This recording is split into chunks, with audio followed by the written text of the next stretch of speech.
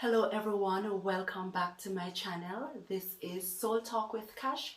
This is where we take control of our thoughts and tailor them to make lasting positive impacts on our lives. With everything that has been happening around us, I thought it best to speak about a topic relating to indiscipline, and the topic is how to grow well-disciplined children. The level of indiscipline being displayed by our children is astonishing. Some of our children are defiant to authority, whether it is at home, in our schools, or as a matter of fact, anywhere. If you observe what is happening around us, in our schools, with the attacks on our teachers, and even children fighting off their parents, you have to wonder, you have to stop and think, when did we come to this?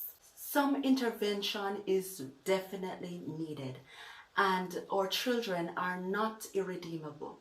But this will take time and effort for persons to put in those strategies to help to correct these defiant behaviors. I want to share with you 3 ways how, as parents, we can help our children and to prevent your child from being insubordinate. The first way I would suggest is, as a parent, you must practice to model respectful behaviors. This includes abstaining from negative talk or criticism about people who are in authority, about teachers, your leaders, your bosses, anyone as a matter of fact, and especially in front of your child. For instance, even if your child comes home with a complaint about a teacher, do not be quick to take sides with your child. Listen to what they are saying and ask your child what it is that they could have done differently in this situation. Also, as you listen and you speak with them, ask them whether or not they want you to intervene, if they want you to go and speak to that person. If the answer is yes, when you go to speak with this individual, be open-minded. Your role there is to try to get as much information about what the problem is and to seek to come up with a solution. Do not be quick to take sides, do not blame, but listen, and listen to both sides of the story. Avoid drawing conclusions before you've heard everything, and do not be biased. Not because it's your child, you must take the side of what is right. And when you model self-control, when you model a respectful attitude, when you model how to deal with conflicts in a proper way, then your child will likely pattern you. Number 2, practice to discipline your child. But I must caution you that discipline without relationship foster rebellion. You do not want your child to be rebellious. It's best to build a strong, positive, loving relationship with your child before you try to be that enforcer in the relationship. Try not to take that authoritative approach all the time. This approach looks like, I am the parent, you're the child. Anything I say, you must do. No question asked. Do what I say, and that is what I intend for you to do. Whenever you take that approach, you can cause or contribute to the child being rebellious. Build that strong relationship with your child, one that is loving, one that your child knows that you have their best interest at heart. You love them, you care for them, you only want what is best. And when you say something, it's coming from a loving place. Listen to your child whenever they are having issues and try to understand why they are behaving that particular way.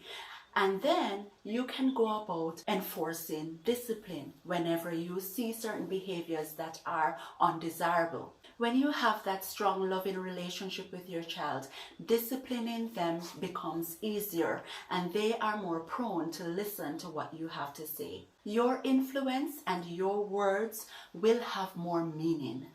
The third step and final step that I want to share is be consistent. How many times have you ask your child to do something, and instead of allowing them to do it, you take it and do it yourself. Or you allow them to get away with not carrying out the actions that you have asked them to do. You may say, he's not listening to me, and I cannot be bothered with the talking over and over again. Don't do the activity yourself. Whenever you're so inconsistent, you communicate mixed messages to your child. Your child will not take you seriously. And so they know that if they don't do it, you are going to do it yourself.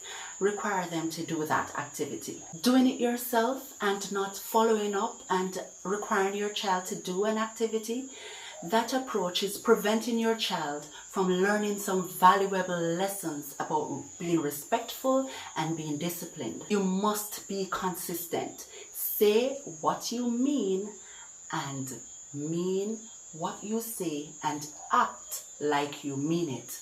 Children love to challenge rules. They love to push you to the limit. They want to push boundaries. They want to see how far they can go and what they can get away with. And they want to have their own way. So you must be firm. If you are guilty of communicating mixed messages to your child, it's not too late. You can still start right now. 3 steps that you can try the next time around is 1, share with your child what it is that you expect them to do and give them a timeline when you want it done. You know that they understand what it is you're requiring, and once they understand and they're able to do it, they must be expected to do that in the required timeline. Also, tell them about the consequence if it is that this is not done in that given time. Number 2, if this activity is still not done, you can ask your child what is the reason for it not being done and give them another opportunity to correct this behavior, to redeem themselves, if you please.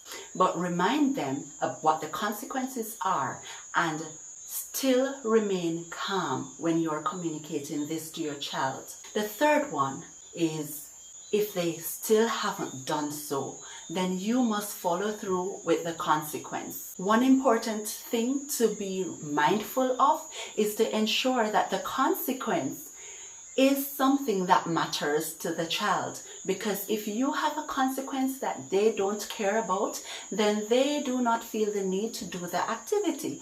So you have to make sure that this consequence is something meaningful and something that will impact them or they'll be affected by. So when they think about losing certain privileges, or when they think about what that consequence is, it must be a factor, motivating factor for them to do what you've asked them.